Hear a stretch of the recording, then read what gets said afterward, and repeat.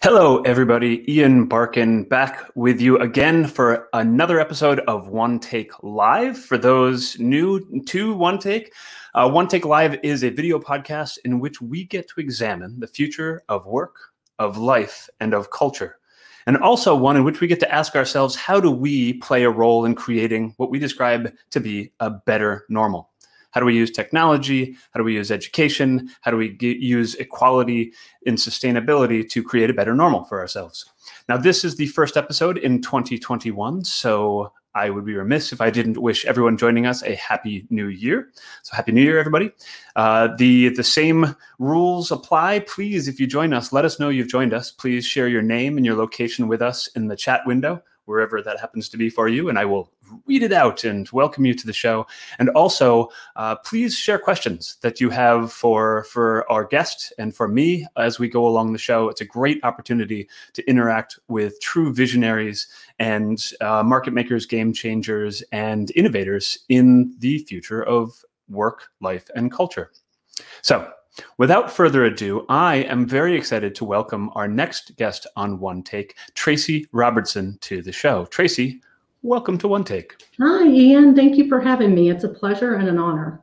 Super. So Tracy, let's start by introducing yourself to our guests. Now, you have a really interesting background, and I will let you tell it, but then we're going to delve into two different incredible organizations you've played a key role in and explore the concepts of customer experience, digital transformation, customer centricity, et cetera. So tell us about yourself. Yeah, so I'll give you the 1-minute version and you dive in wherever you want. So I've been really fortunate in my career. I've worked about 22 years in all things commercial.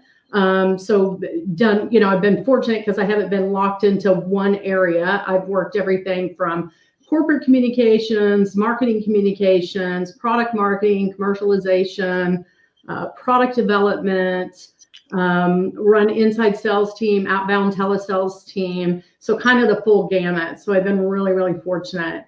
Worked global most of my life and also worked in B2B. So a little bit into B2C, but B2B, which I really, really enjoy. It's pretty complex. This is my second transformation job. I'm really fortunate to work for Kimberly-Clark. It is an amazing organization, great culture, great people. You may not have heard of Kimberly-Clark before, but I'm sure you've heard of our brands, Kleenex, Scott, Huggies. So real blessed to work for the organization. And the last 5 years, I've really worked in customer experience transformation, which is really new. It's a new craft and a new discipline in the world.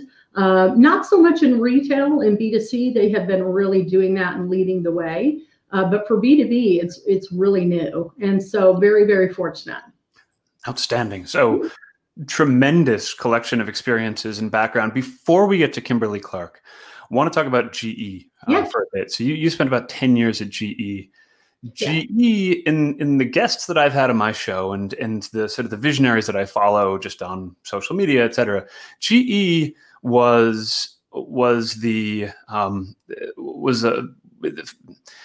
I guess the origin of so much incredible capability and focus on not only operational improvement like the Six Sigma commitment, but also just digital transformation and customer experience. What was that like, and what were the roles? Because your last role at GE, I believe, was around digital transformation. Yes. But as you highlighted, you sort of evolved and learned as you went. So what did you do at GE? Boy, I had a ton of roles, but I loved working at General Electric.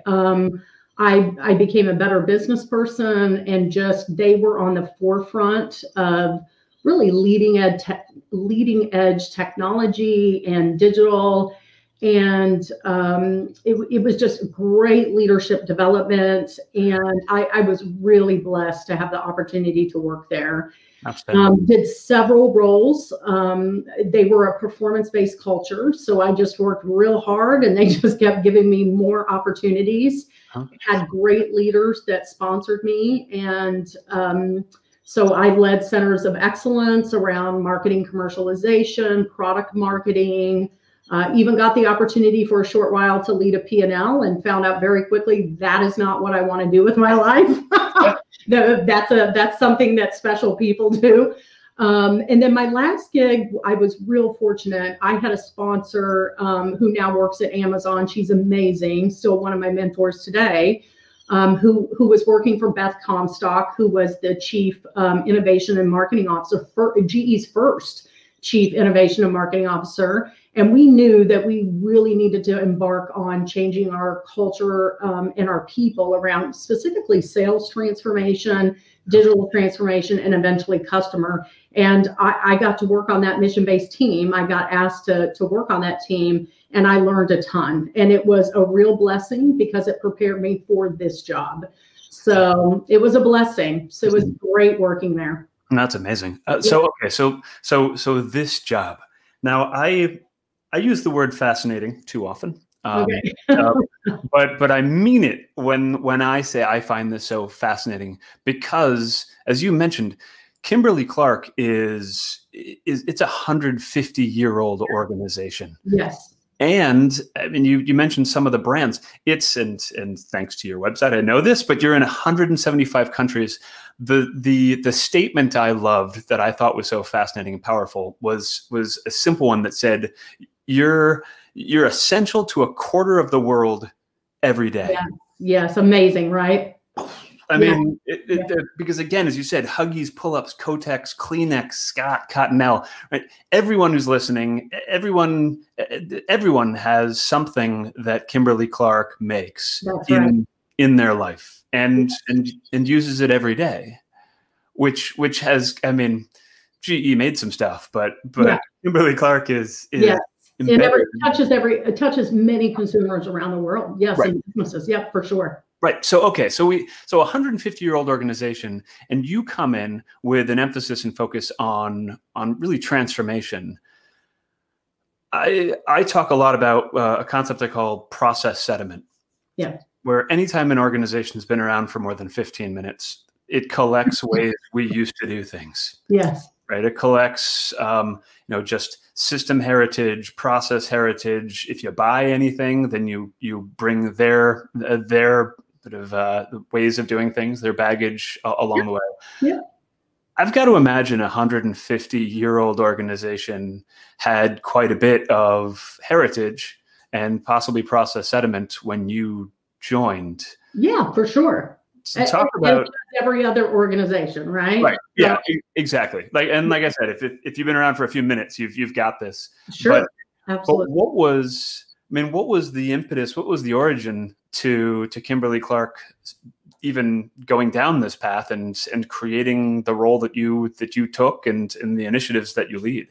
Yeah, so I'm in the professional division, and I'll just back up and share with you a little bit of the story about why we even started this journey. Please. We had an incredibly smart executive, Kim Underhill, who currently runs our consumer North American division, our largest division in the business, who was the CEO. And she, about 4 or 5 years ago, started seeing some pretty big, drastic changes in our business. She started seeing that data that, about 70% of the buyer journey is being completed by customers before they wanted to see a sales professional. She was seeing that e-commerce specifically for B2B was going to be about a $9 trillion opportunity by 2021. She saw that about 2/3 of the buyer journey was going to be done digitally.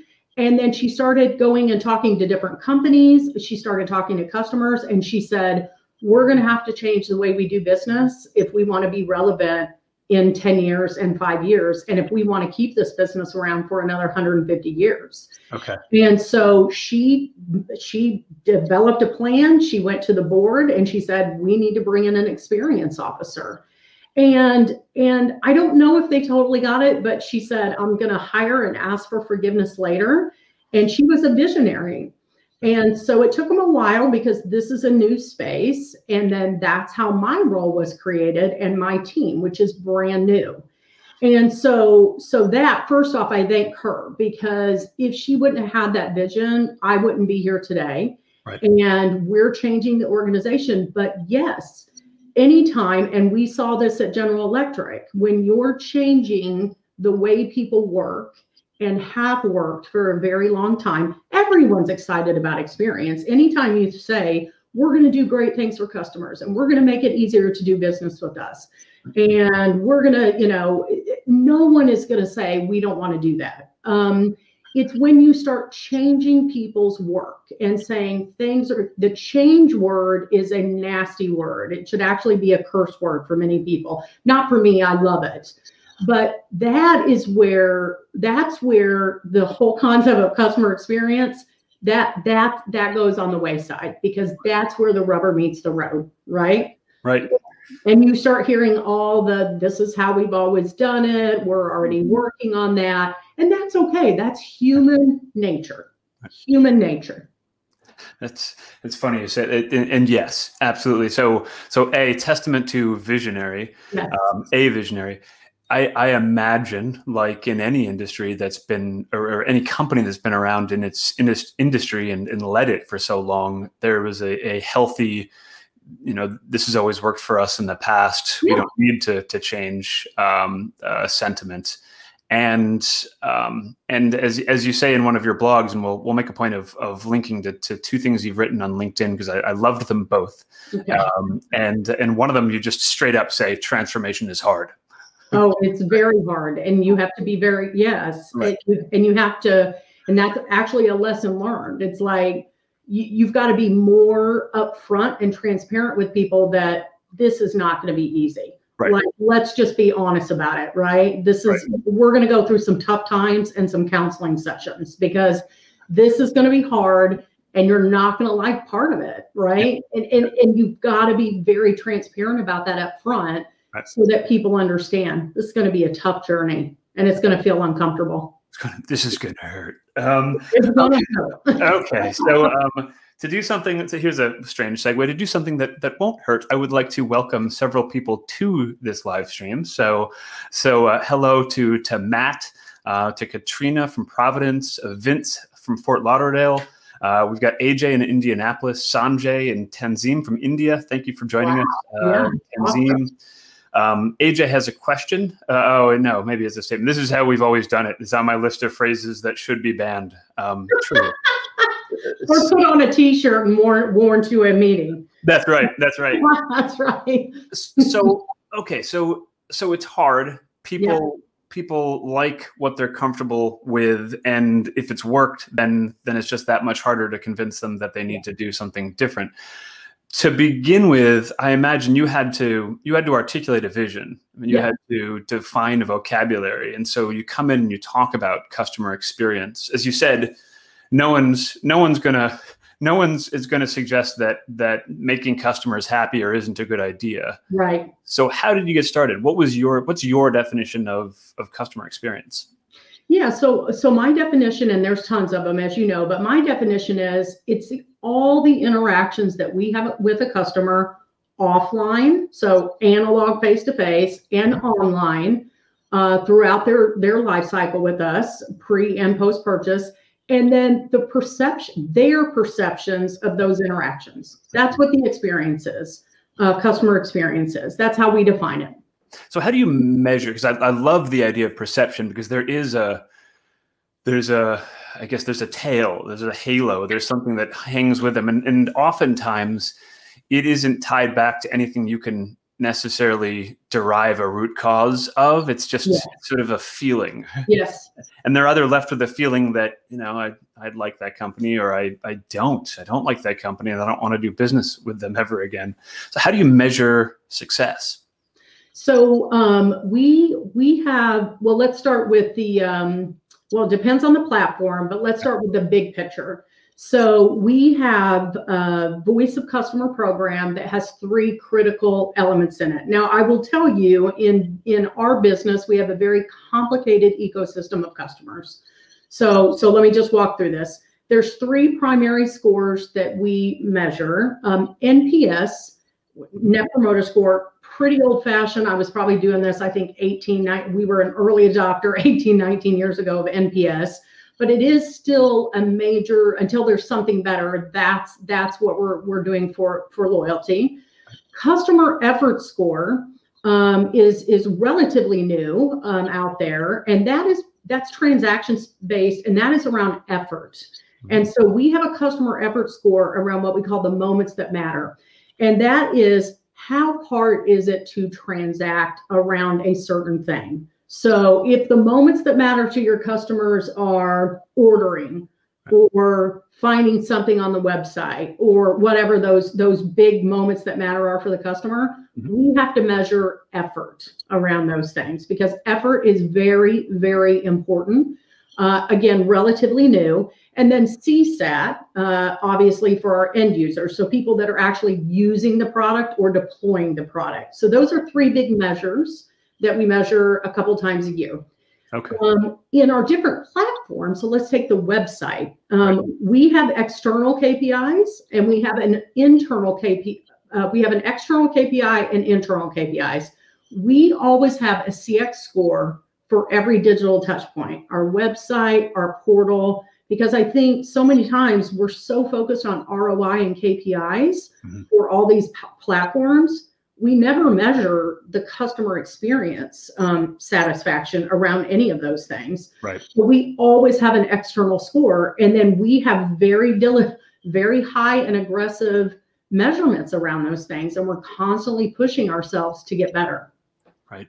Now, does that make sense? No, it makes complete sense, and I'm thrilled to hear you say not only NPS but effort as well as CSAT. Yes, effort intrigued me years and years ago when I heard it, because just there's something that felt pragmatic about it. Right? People don't. I mean, if I had a great time having a root canal, I don't necessarily want to see you have a root canal too. Exactly. You'd rather just not have the root canal, and exactly. And that it felt like that was what effort score was trying to get to.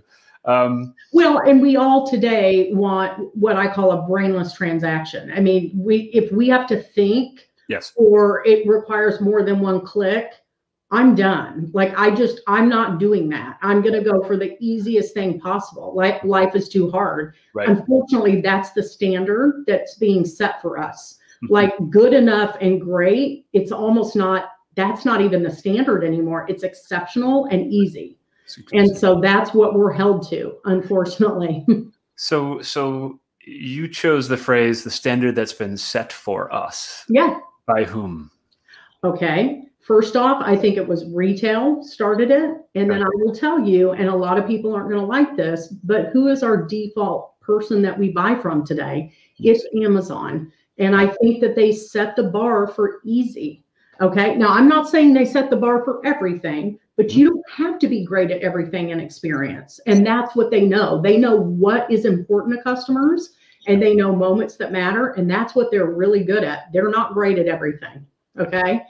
But as far as transacting, unfortunately, they've made it so easy that that's, for me personally, is the bar, right? I would also say apps do a very good job. I mean, you look at apps like Uber, and it's like, whether or not you like that company or not, but when you get an app, nobody teaches you how to use an app. That is how we should be designing. If I can get something and nobody has to teach me how to use it, that is an excellent experience. Right. We have not translated that a lot into the business world. Right. So those are the examples for me of easy. So give me a specific example, because as again, product line that everyone knows. Yeah. And a company that's been around for a long time. And the buying, I suppose, was somewhat traditional. Right? Big box stores where I'd go in and get what I thought I needed, or what I was told to get because it was on the shopping list provided to me. How is that behavior changed? And there's probably an asterisk here of pre-COVID and during COVID. But how have you seen consumer behavior and expectations change, either because of influence from the likes of Amazon, or just because technology has allowed people to do things differently? Well, I think one of the big changes is self-serve. Okay. Well, self-serve and consistency even more between channels. Okay. So I read just this morning, and I don't think this stat is going to go backwards, that as of March, there was 80% more Google searches in how-tos online. which is indicating to us that, and especially since there's like 60% of Gen Zers and millennials in the workforce, they don't want to be involved with us. They don't want to talk to us. They want to figure it out their own, which requires us to make it as easy as possible and let them self-serve and figure out how to do it on their own. That's a lot of work for marketers. That's a lot of work for businesses, because it's a lot more effort to put into that piece of it. I think the other thing is, to a customer, they don't care what channel they're looking at. If they're talking to you, if they're on a website, if they're on an app, if they're on mobile, they don't care because they don't see the channel. Right. And so they want to jump in between those things. And so you think about how hard it is to just get one channel right, how hard it is to master a website or master an app, but master it across seamlessly for the customer. So if they're jumping from here to here to here, boy, we have a long way to go. Right. And I think, and so customers are like, yeah, you better make it easy. And then if it's not easy, there's other people that make it easier. So I'm out, even if your product is great. Right. It's the battle of experience. It's just getting this at the same level of brands. It's the same level. Right. You can't have a great brand and a mediocre experience. You can't have a great experience and a mediocre brand. They're at the same level. That's the challenge for companies. That's so interesting. And so that there's sort of a lack of loyalty to channel, as you said. People don't go to your website to find information. They just Google it. Jump. Yeah. Right. Does that fluidity of fluid loyalty, does that translate to product loyalty as well, or do they still stick by the brands they know? They just don't care how they get to you and answer your questions. Well, the data is showing experience is becoming just as important, especially during the buying process. It's becoming they're rating it like, I think 80 to 85% is in the buying process. The experience is becoming just as important as the product. Now, I always think I'm very loyal to certain brands, okay? And I think you'll always have people that are very certain to loyal brands. Right. But I think really, really good brands do experience well. Right. But however, I will tell you, I personally, as a consumer, if the brand makes it hard, I would be swayed to leave. I'm not going to work hard to go buy something. Right. And you have to psychologically go, we're not comparing. So I am no longer comparing a car experience to a car experience. I'm comparing a car experience to buying an Apple experience. We're comparing experience to experience now, not necessarily product to product. So I think a lot of that dynamic is shifting. Okay. That's my opinion. I could be completely wrong. No, I completely agree with you. The number of folks who cite Amazon as both the sort of the inspiration and the thorn as far as having to meet that bar. Yes. The level of expectation that customers, clients, consumers have now had their expectation risen to, and I guess a degree of maybe intolerance or maybe disinterest in actually necessarily caring about the complexity. It's not my problem that there's an omni-channel challenge. I just expect you to make it easy for me, and if it isn't, then I infer that you just don't care that much, and so therefore, that's the translation, right? And so if they're picking up the phone and they're calling a sales representative, and that sales representative doesn't know the same things or where they've searched or what they've done, or they're waiting 24 hours to call you back after you filled out a form, you're done. You're done. Like, these things are no longer acceptable. Right. So yeah. And I like that you brought it all the way down to sort of that final moment that very much matters, that touch point where they're talking to humans, and it's usually because everything else it fell through the cracks. Like every other element of your ability to support self-service or for them to find the right answers fell through the cracks. Yeah. They've now resorted to calling, and as you said, hopefully you know enough about them that you can support them in that moment. Otherwise, that one matters the most, and it hurts the most. It does. Interesting. And I just had a recent experience with that, so which was very disappointing. This is one of those that are you gonna do a video about someone breaking your guitar? Yeah, yes, I am. I almost wrote about it. I was so disappointed, but it is really interesting to see. And I watch a lot of my peers, and I've done this too.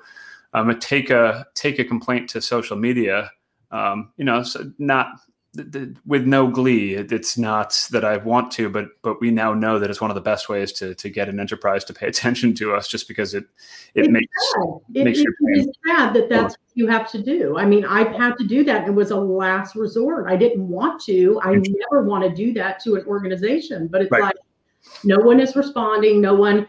So this is why it's so important. That is reputation damaging to an organization. People pay attention to ratings. But the other thing I would say, as a B2B professional most of my life, and I deal with a lot of vendors, I was thinking and pondering on this, and someone had asked me this question. I can tell you, throughout all the partnerships I've had in my life, I've maybe had 2 partners that have actually called me and wanted to have a qualitative voice of customer session with me.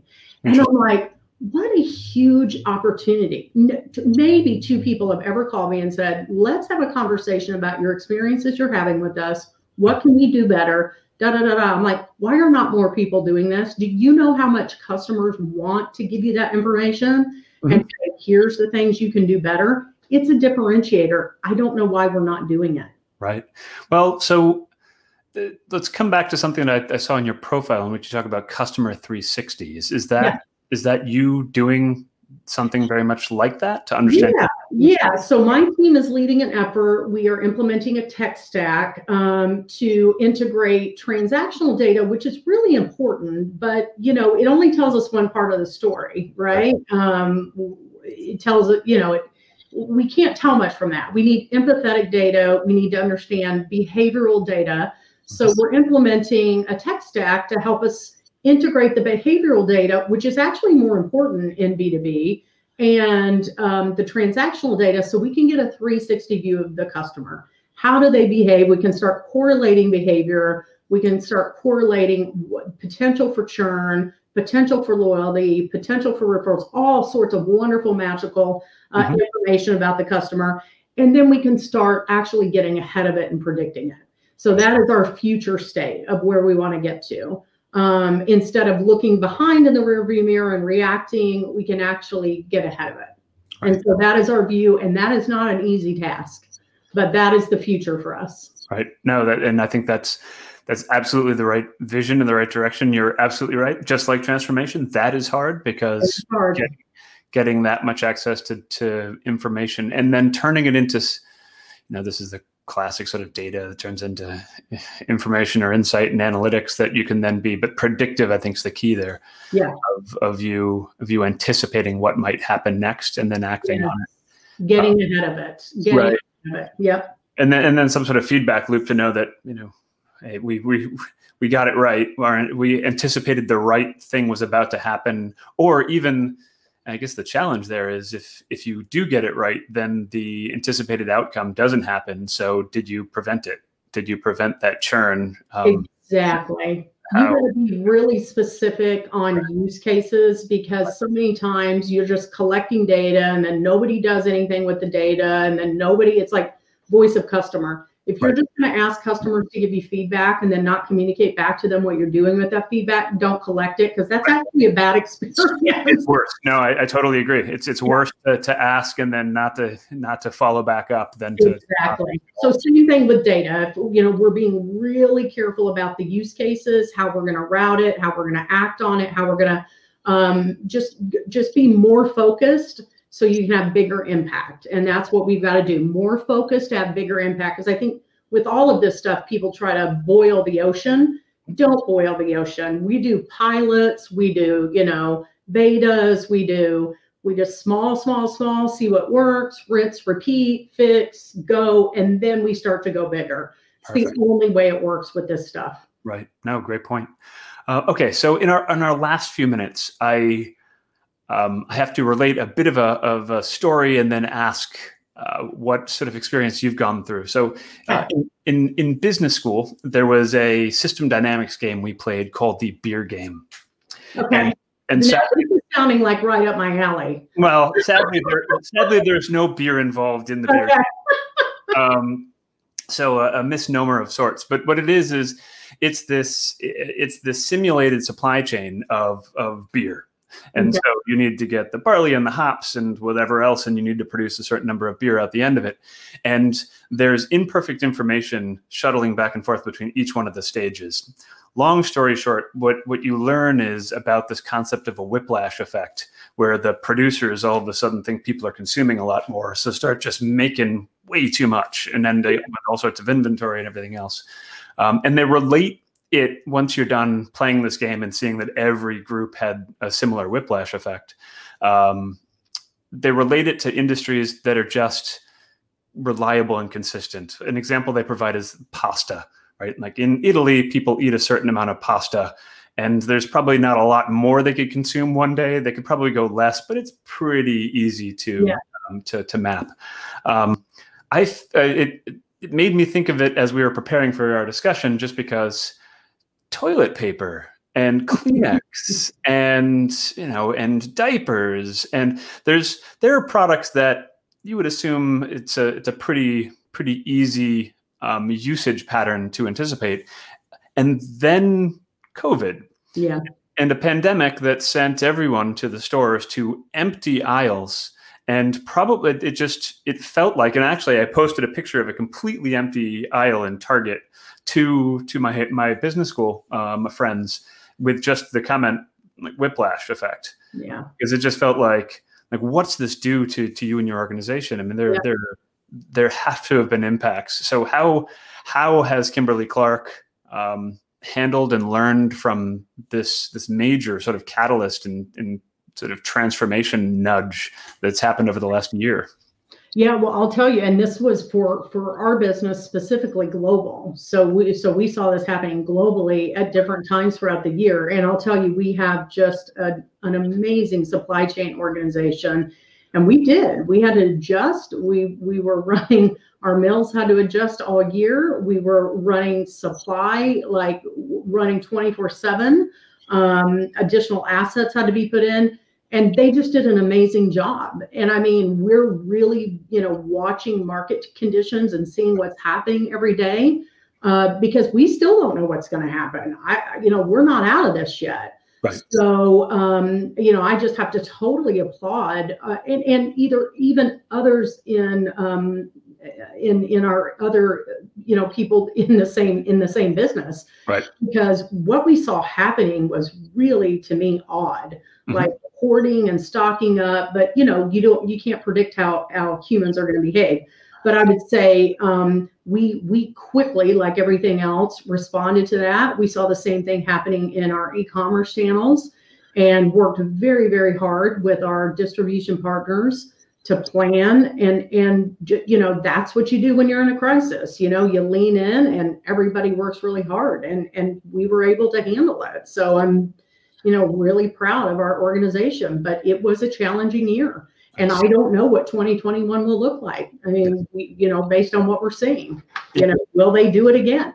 That's tremendous. And I can't imagine how galvanizing it must have been, but challenging at the same time. Yeah, our mills were amazing. So, and still working every day. So they were our true heroes last year, making sure that healthcare and, these organizations had the products that they needed, because that's, those are the people that we had to help first. So.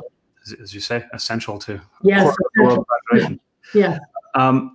Tracy, thank you so much. I want to leave with one last question, just because it's come in from a listener, so I do want to share. For sure. So Sanjay asks, is digital customer experience also affecting the value proposition that our company is offering that your company is offering to customers? So is digital CX affecting the value prop that you're offering to customers? Yeah, absolutely. And I think it's going to affect, and the data shows this, if you have an exceptional, not a good, if you have an exceptional digital customer experience, loyalty, and the loyalty is like 90% higher, how much more they will buy from you. So the digital customer, that's an excellent question, by the way, because I'm going to be speaking on this. Digital customer experience is a huge enabler and piece of the overall customer experience. So yes, and we have a huge focus on it, and every company should, because that's where people are going. They're doing most of their own research. So for us, that's a huge focus for us and should be for most organizations. Beautiful. Well, let's end there. Sanjay, that was not just a good question. That was an exceptional one. Yeah, thank you, Sanjay. And Tracy, this was not just a good discussion, but an exceptional one. So thank you. Ian. I so appreciate you having me on the show, and thanks for all the listeners that were here today. Outstanding. Thanks, everybody. Thanks for listening to OneTAKE. We'll put links to blogs that Tracy's written that I know that you'll love, and share this on our website at sykes.com/OneTAKE for you to share with others you think might find this valuable and interesting. So thanks again, everybody. Take care. Bye.